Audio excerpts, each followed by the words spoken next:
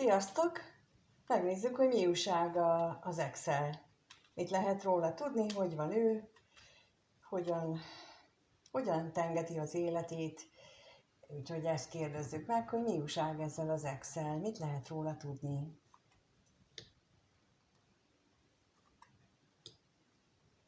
Mit lehet róla tudni? Hogy van ez az X? Rosszul. Állandóan a saját életkörülményein, a saját élethelyzetén gondolkodik, azon, hogy miért romlott, miért ment tönkre az élete, miért romlott el, mi az, ami igazából, amire ő vágyik, és mi az, ami csak ilyen látszatvágyakozás, milyen külső nehézségeket él meg, és miért kerül állandó összetűzésbe a környezetével. Úgyhogy ilyen nagyon, hát mondjuk így, hogy mély gondolatok ezek, nem feltétlenül csak a felszínet kapargatják, a felszínt, hanem tényleg a miérteket érzékelek itt a háttérben, hogy miért történik mindez.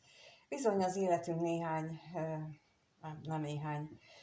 az életünk meghatározott szakaszaiban elérkezünk oda, hogy ezek a kérdések újra és újra felvetődnek bennünk, és hogyha nem foglalkozunk vele, akkor az életkor előre haladtával egyre gyakrabban, egyre erősebben jönnek elő ezek a kérdések, és elérkezik minden nő és férfi egy olyan életkorba, ez az 50 környéke, van akinek 49-től, de hát eltarthat akár 54-5-6 éves korig is, amikor már nagyon feszítő ezek a problémák, hogy de miért történik ez velem, de miért vagyok én ilyen, meg szóval amikor már nagyon-nagyon erőteljes, és ő most ebbe az időszakban van, amikor nagyon erőteljesen érzi ezt.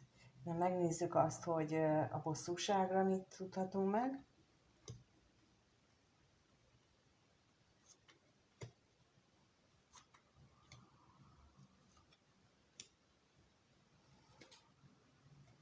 Ez az ex akár lehet egy olyan személy, aki vagy jelenleg van kapcsolatban, elkötelezett ilyen kapcsolatban, vagy veled volt egy olyan kapcsolódásban, amikor ő úgy érezte, hogy az a kapcsolat nagyon nem jól működik, de azt is érezte, azt is úgy érezte, hogy ezt végül is neki muszáj megtartani, vagy muszáj elviselni, mert hogy ez ilyen az égiek szabták ki rá, vagy az égiek küldték neki ezt a kapcsolatot. Érezhette ezt akár fiatal korában, tehát sokkal korábban, amikor ez a kapcsolat létrejött, akkor már ezt érezhette így, hogy akkor kimentette ez a kapcsolat őt egy nehéz helyzetből, és akkor ő innentől kezdve ő azt érzi, hogy ezért neki hálásnak kell lenni. Viszont ez nem olyan jó hatással van rá, ez őt lelkileg megbetegíti már. Ilyenkor fordul elő az, amikor már túl teljesítettük azt a feladatot, amit abban a kapcsolatban kellett volna, már letudtuk a karmánkat, de visszük tovább, ahelyett, hogy azt mondanánk, hogy köszi, akkor megvoltunk egymással, elintéztük a dolgot, és akkor megyünk a következő feladatra, a karmikus feladatunkra, és megoldjuk azt. Megnézzük még itt a bírót, hogy mi van itt a bíróval. Ez a nagyon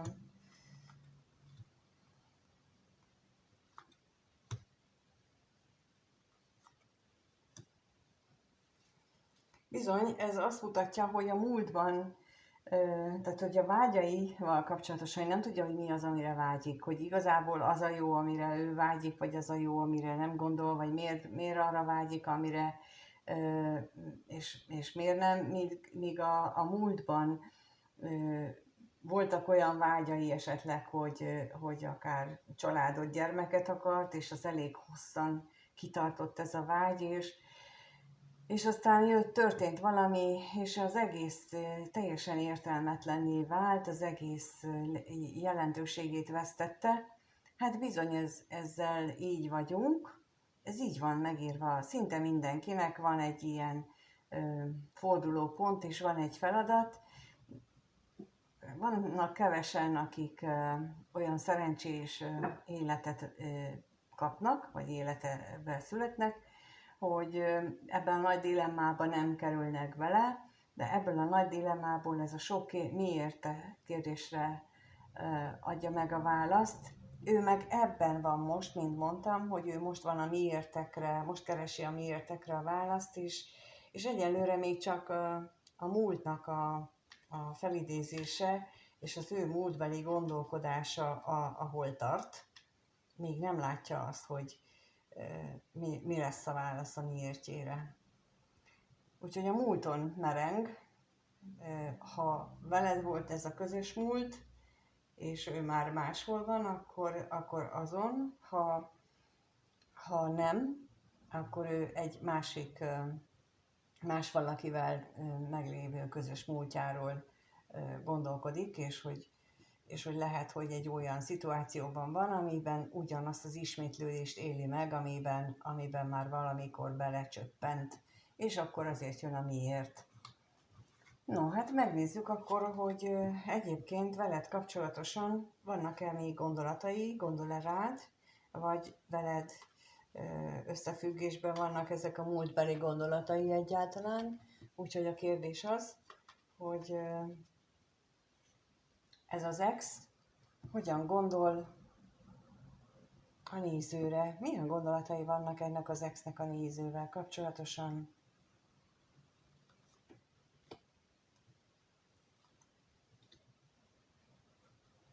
Milyen gondolatai vannak a nézővel kapcsolatban?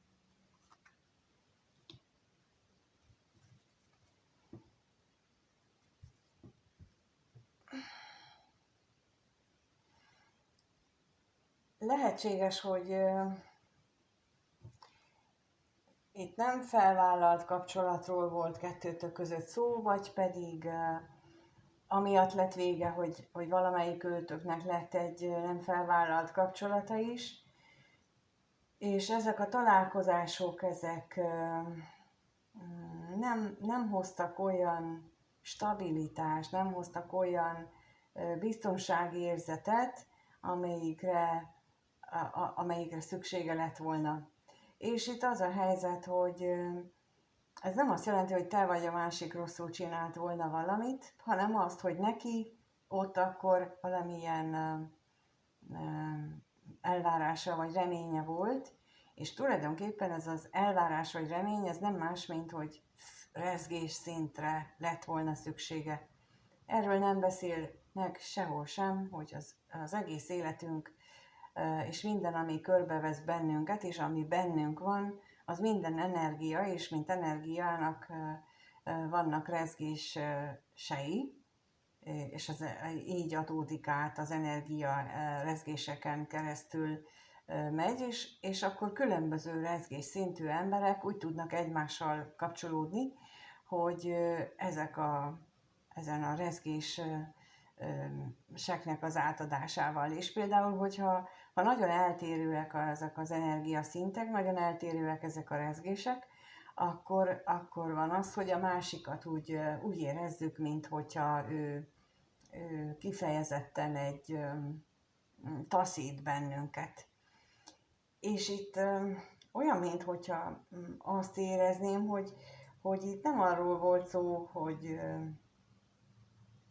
hogy taszítottátok volna egymást, viszont egy idő után nem volt meg az a kellemes érzés. És ugye a vágynak is ez az alapja, hogy ott is valamiféle rezgésnek, tehát hogy a vágy rezgésének ott kell lenni, hogy a másikkal akarok lenni, viszont itt nem nagyon volt már meg, mielőtt ugye szakítottatok, vagy mielőtt mondjuk így, hogy lezárult a kapcsolat, de ő a félelmeit, a családdal, a családalapítással való félelmeit, azt élte meg melletted, vagy azt éli meg, hogyha így rád gondol.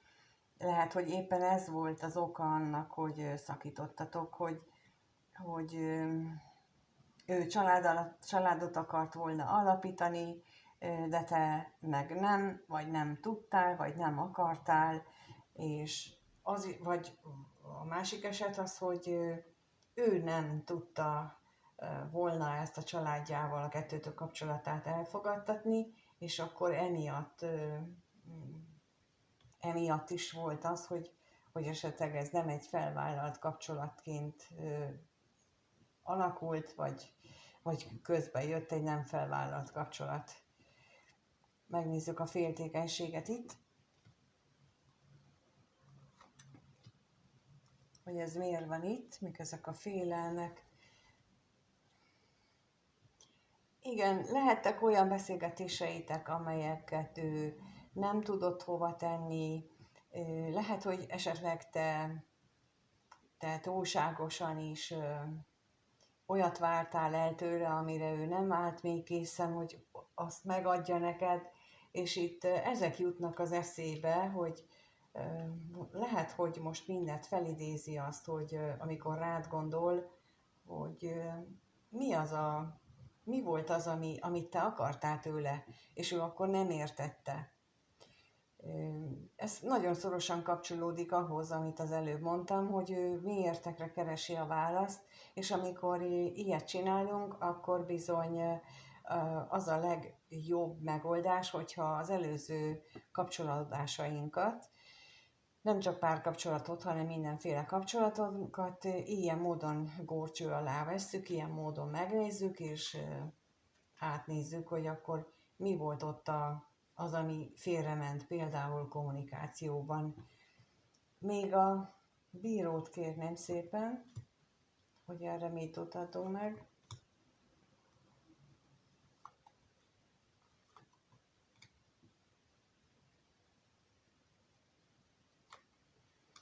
Lehetséges, hogy a vitát kettőtök között az okozta, hogy ő esetleg nem akart elköteleződni, és most ezt is végig gondolja, hogy ő húzódozott az elköteleződéstől, vagy húzódozott attól, hogy több legyen köztetek, mint amit ő adott, és ez is eszébe jut, amikor így visszagondol a kettőtök kapcsolatára, vagy rád gondol, hogy lehet, hogy túl sokat akartál az ő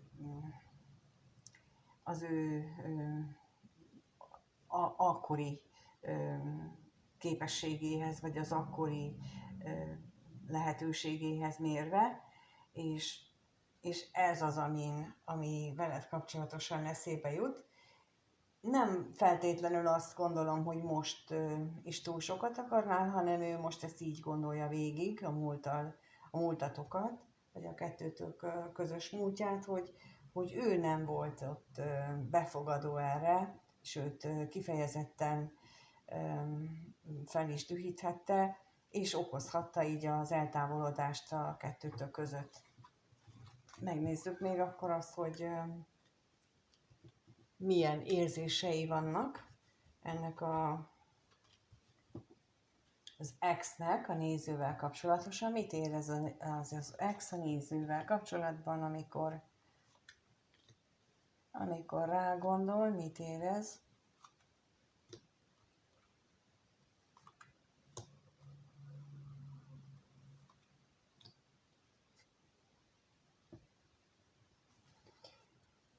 Úgy látom, hogy ő úgy éli meg a kettőtök kapcsolatát, hogy az egy nagyon mély lelki kötelék volt, és valahol a titokban remélte is, vagy reméli is, hogy ebből valamiféle elköteleződés lehet, viszont középen a szerencse áll, és vagy az anyagiakhoz fűzte, vagy fűzi a kettőtök kapcsolatát, tehát az anyagiak meglétéhez, vagy pedig a szerencse a sorsnak az alakulására bízta rá ezt. Meg is kérdezzük akkor most, hogy mit jelent itt ez a szerencse. Mit jelent itt ez a szerencse?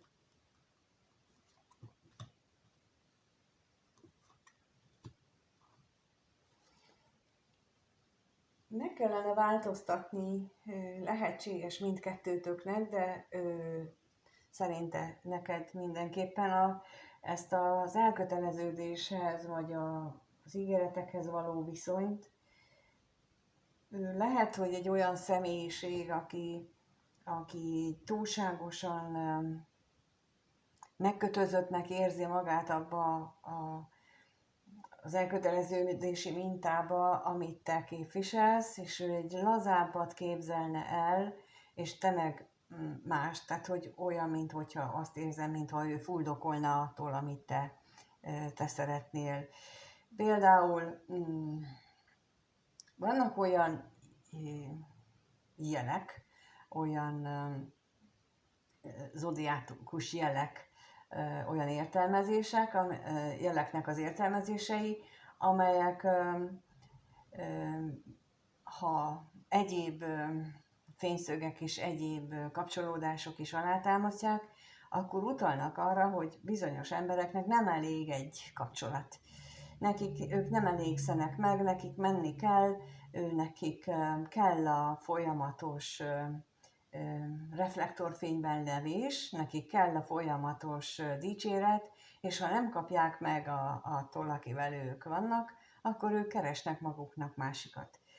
És ez bizony ott van a személynek a születési horoszkópjában, lehet látni, hogy ő például egy ilyen típusú. De azt is lehet látni, hogyha nem azért megy, hogy ő például állandóan megcsalja a másikat, hanem azért megy, mert hogy ő egy ilyen nagyon mozgékony ember, ő nem tud megülni úgymond egy helyben, hanem ő neki muszáj menni, ő neki mindig tenni-venni kell, és vannak olyanok, akik meg ezt nem bírják ki, hogy ő állandóan zizeg a másik, nem tudsz már nyugodni, nem tudnál egy kicsit leülni, és hogyha így a két ember így nincs ilyen szempontból egy hullámhosszon, akkor ez a másiknak nagyon, nagyon rossz lehet.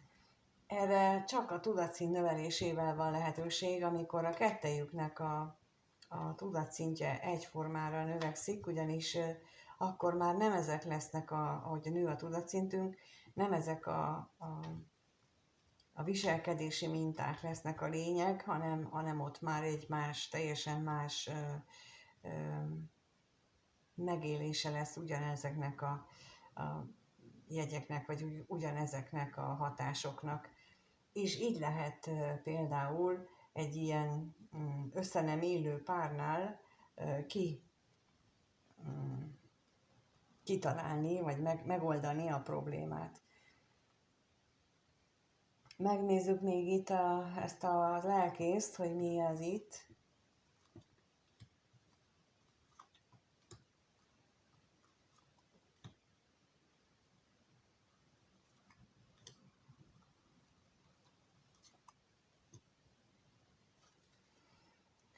Valamiért a lelkészre kellett tenni, de úgy látom, hogy azért, mert hogy azért még te ott vagy a szíve csücskében, azért téged még nagyon-nagyon a szeretetében tart, a szeretet emlékezetében tart téged, bárhogy is alakult a kettőtök dolga, és ez nem tudja csak úgy kiradírozni az életéből, és nem tud túllépni rajta, sőt, a legváratlanabb pillanatokban rohanja meg az emléked, a legváratlan pillanatokban jutsz az eszébe is, és rohanják meg azok az érzések, amelyek veled kapcsolatban ott vannak, és igazából ilyenkor a legnagyobb nehézséget azok a vágyak okozzák benne, amit te ébresztettél a múltban, és most is ébresztesz benne, úgyhogy neki ez a legnagyobb kihívás veled kapcsolatban, úgy látom. Megnézzük akkor, hogy hogyan alakul a kettőtök kapcsolata, hogy lesz-e esetleg találkozás, vagy akar-e tőled még bármit ez a személy. Megnézzük azt, hogy akar-e, mit akar, mire számíthat a néző ettől az ex-től, mire számíthat a néző ettől az ex-től a következő 1-2 hétben, számíthat-e valamire, és mire számíthat?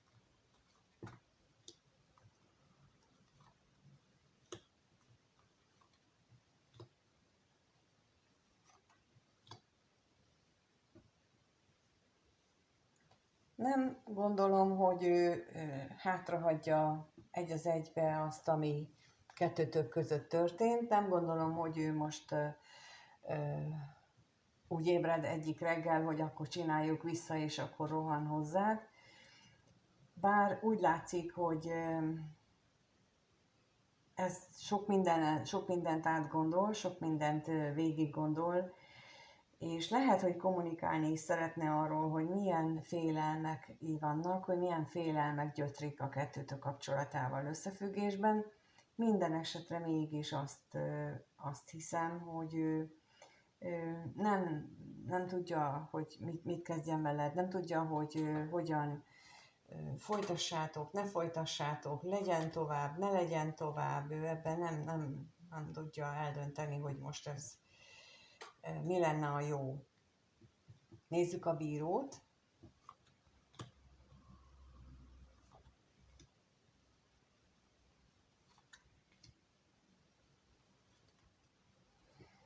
Hát igen, mert a vágyak, mint ahogy az előbb is mondtam, ha eszébe jutsz, ha rád gondol, ha az érzéseire figyel, akkor azok ott vannak benned, viszont igyekszik arra is, hogy az irántad benne meglévő vágyakat, azokat azért lecsillapítsa, így vagy úgy, de mindenképpen szeretné azokat lecsillapítani.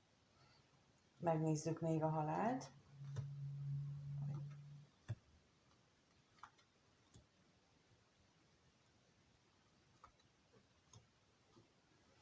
Nem nagyon látja lehetőségét annak, hogy most hirtelen kettőtök között megújuljanak a dolgok, vagy legalábbis, hogy új szintre emelkedjenek.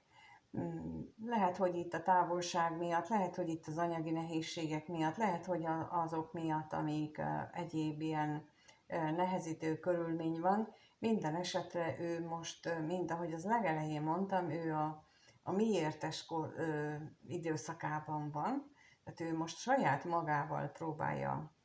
magában próbálja megtalálni a válaszokat arra, hogy miért történnek vele dolgok, és itt az látszik, hogy veled kapcsolatosan ő tulajdonképpen nem szeretne most, vagy nem fog most újra kapcsolatba lépni, vagy új dolgot kezdeményezni.